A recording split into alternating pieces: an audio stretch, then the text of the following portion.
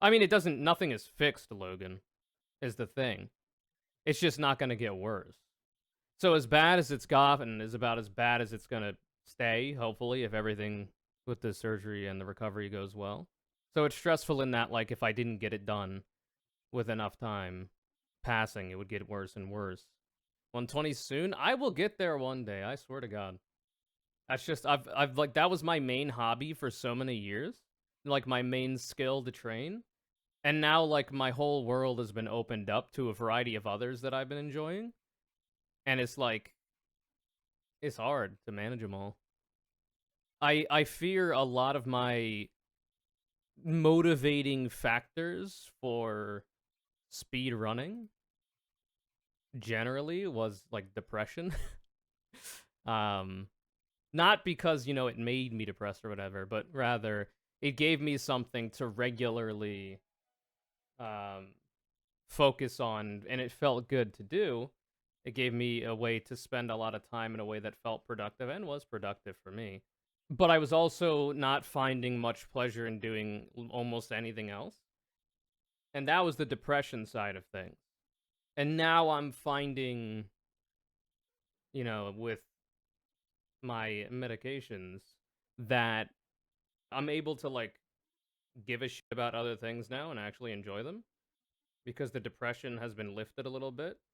And because of this, I'm just, like, focusing on other shit. But I will get back to it. But the eyeball alarm went off, so I have to put this in my eye. Prednisolone. Let me do that real quick. I'm gonna do it like this. Ah, what the fuck?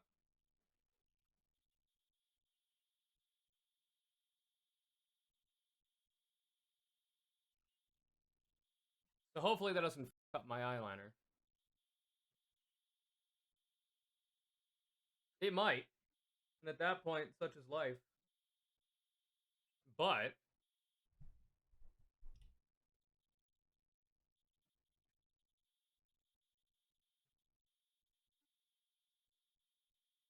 now we're more or less good. I put the eyeball alarm back on. I gotta do it 3 times a day now instead of 4. Rubbing the eyes isn't good. Don't do it. Bad for you. Unironically. What I had was keratoconus. And rubbing your eyes if you have keratoconus is really bad for you because it accelerates the deterioration of your vision.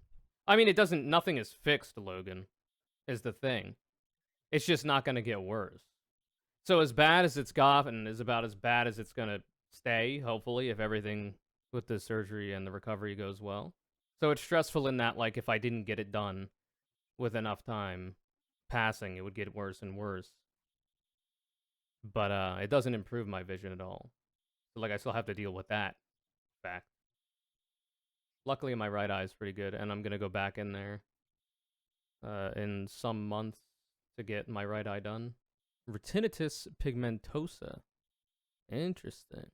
A group of rare eye diseases that affect the retina, a light-sensitive layer of tissue in the back of the eye. RP makes cells in the retina break down slowly over time, causing vision loss. Inherited degenerative eye disease. Decreased vision at night, in low light, loss of side vision. Now, hopefully, there's enough that can be done to stay the course, as it were. Keratoconus is not the same, but it's similar in that it gets worse over time. Unless treated. I'm a professional visual artist. I also dabble in the visual arts and require eyesight to do my job. I know your feel. You said you used to wear glasses a long time ago? Yeah, when I was a kid. In, like, elementary school. So barely. Is there a forced gap between the surgeries? Yeah. 3 months, usually. They don't do both eyes at once, because the way my left eye is right now, I would just be, like, non-functional if both of them, the eyes were in the same, like, recovery condition. And, like, I wouldn't be able to do much of anything. So they wait for the one eye to heal from the procedure to then do the other one. That said, once the right one is done, my eyesight is going to be pretty fucking bad for a while. Because my left eye is the worst one. And I'll have to rely on that eye, theoretically. Unless So like the question is my left eye's like current blurriness, how much of that is influenced by the fact that it was already blurry to begin with, because it's the worst eye, obviously, and how much is it like in concert with the recovery from the surgery, which can also, like most people, have like blurrier vision in the eye for a period of months afterward. It's a matter of how much of those is at play there, because if it's mostly the surgery side of things, and less the baseline eyesight level that you have in the eye, then I'm gonna have to be relying on my left eye, or maybe they'll both be relatively similar at that point for how much the right eye is going to be blurred by the procedure until it eventually fully heals.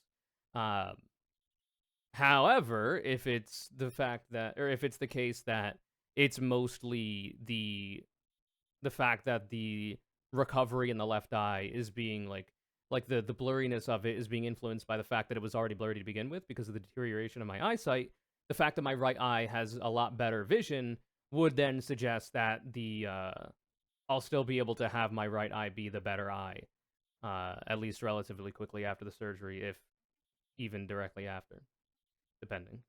So we'll see. Does cross-linking purely halt, or is there a chance of slight improvement? Some people have experienced very slight improvement. Others just it's just your normal eyesight. It doesn't make it any better or worse. It just stops it from getting worse. Um, it's not an expectation that your eyesight gets any better.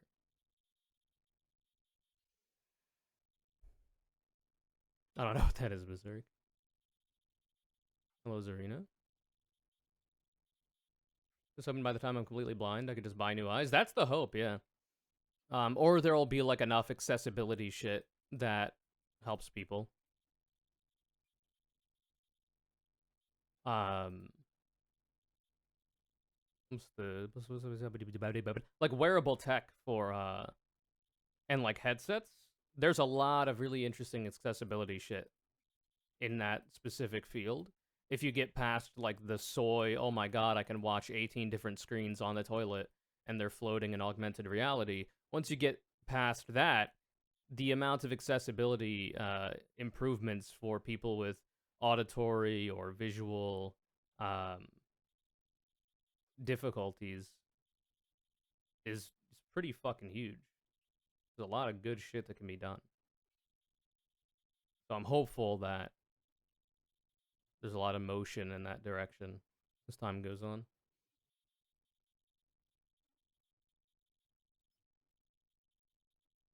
My vision's already real bad but correctable.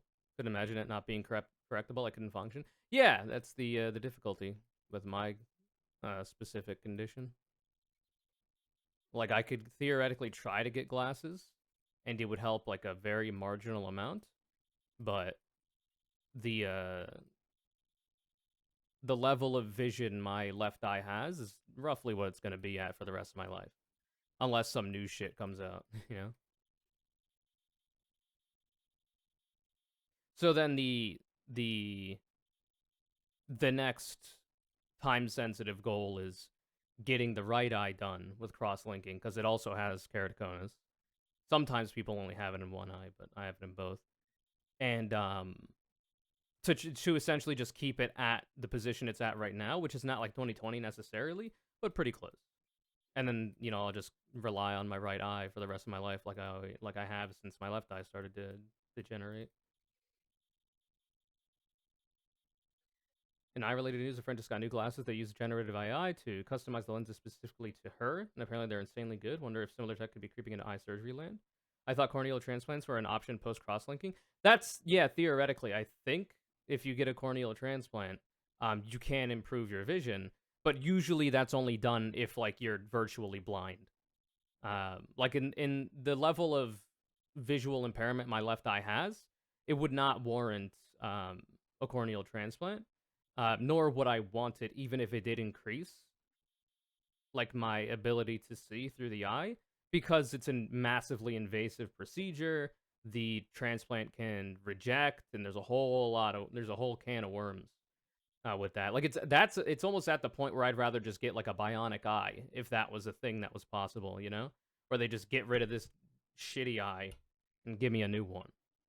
Um, you know, but that's unlikely in my lifetime. I think maybe with that thinking, I'm not. Listen, I'm not a fucking engineer. Okay, it's not up to me. Transplants also mean anti-rejection drugs forever. Yeah, like getting a transplant, I think in almost every instance, is a lifelong medical process, checkups and all this kind of shit. So that would be a lot, and it would not like benefit my life that much at the level of deterioration my left eye's eyesight is at. So it's not worth. Now, I mean, like if I was literally like virtually blind in my left eye, then I would consider it. You know, because going from virtually blind to able to see sounds pretty cool. But right now, if I was to do it, I'd be going from having difficulty seeing to not, rather than literally can't see to now I can, you know? It's a level of like scale in terms of like the difference that could be made.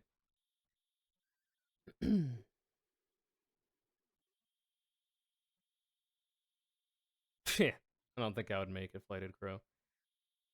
Though I did just see Dune and then Dune 2, so maybe with that knowledge, if I drink the water of life, maybe once my eyes turn blue, it'll make my eyesight better, especially if I gain prescience.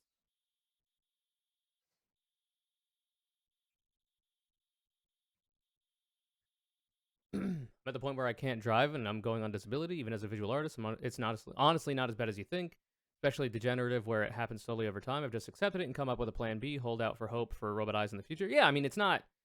I'm not like acting as if like if I was to go virtually blind in my left eye, it would be the end of the world. Um,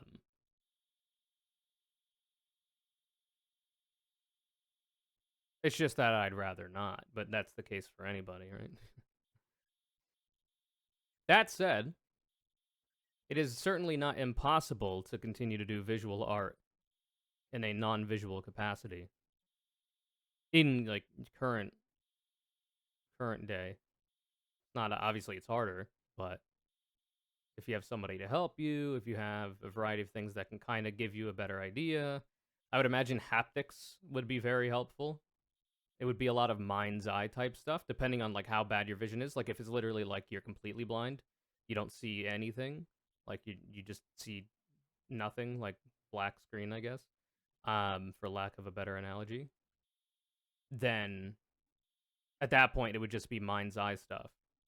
But if like you're super blurry, you could still like make out rough shapes theoretically, and like there could be ways to guide through that. I imagine a lot of interesting stuff.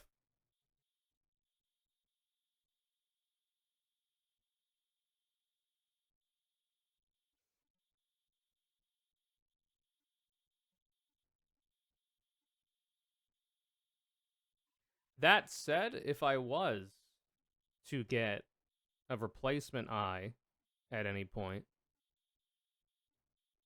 the likelihood of it being the same eye color in my right eye is very low, considering I have a rarer eye color with being like hazel green. So I would have then heterochromia, and that would mean I'm the main character. Because anytime anybody creates a character, if heterochromia is an option, they will take it. Because it's cool.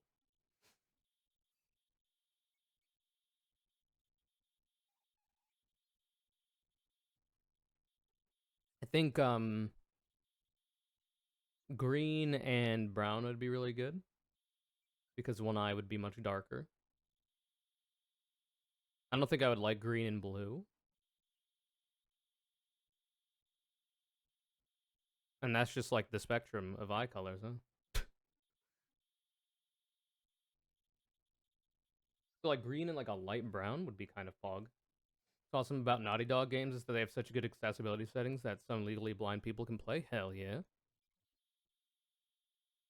I love accessibility settings for visual shit in video games because my eyes get fucked up when it comes to like screen shaking or flashing colors. 'Cause I'm light sensitive. Um, Dyslexia fonts are usually pretty helpful for me too because of that. Um, Big fan. Colorblind options for colors as well makes things easier to see. Big fan. You don't get seizures? No, I'm not epileptic. It's just that because my eye, especially my left eye, takes in light differently, and light can bounce around on my eyeball because of the distortion of the cornea. Like I can see like flashes of light, like in my like top like part of my eye's vision. Sometimes if there's like a certain way the light hits me, I can see like a flash of light somewhere it shouldn't be. Um, so if there's a lot of that shit going on, it can get pretty overstimulating. I did go to a show recently, a live music show that did have like relatively, I wouldn't say aggressive, but like the lights were flashing a bit, and it was a bit bright and moving around. But luckily for live music shows, it's not really a visual experience for me anyway. I'm usually closing my eyes and just listening to the music and vibing, dancing, etc. Does it affect your ability to react to high speed things like in games? Yeah, in noticeable ways, but it's not enough to like be a huge hindrance. Um, but it is difficult for like real time games. Like the big example I always give is like Counter Strike or Valorant, because that game requires you to hold corners a lot and like hold a position and like keep your eyes peeled back like a foreskin for any kind of movement whatsoever that you see that could be an enemy. Like having to hold a corner and just like having to like to be at like car on Dust 2, looking at house on Long A,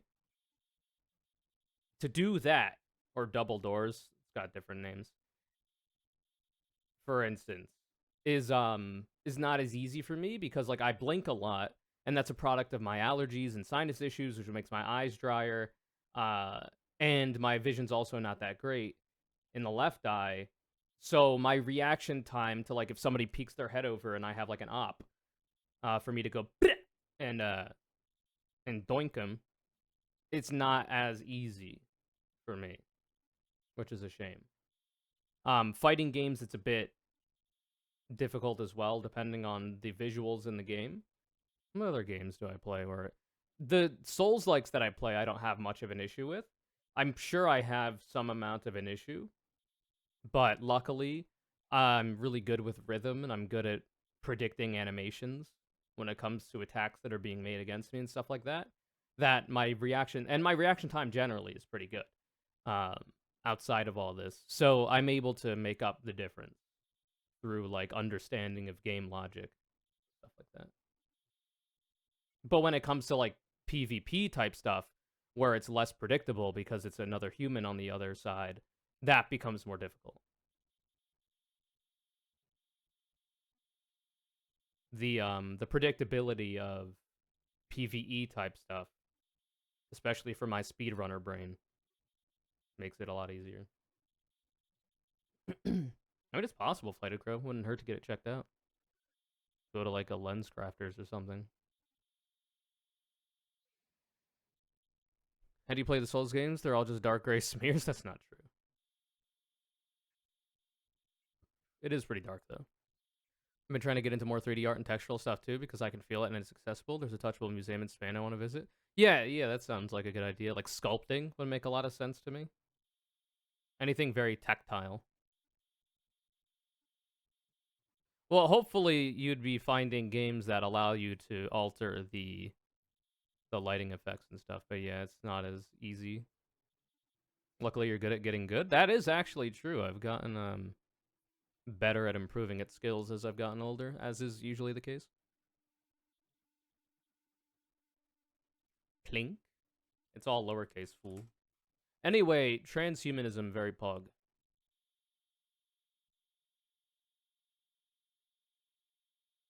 I want metal claws.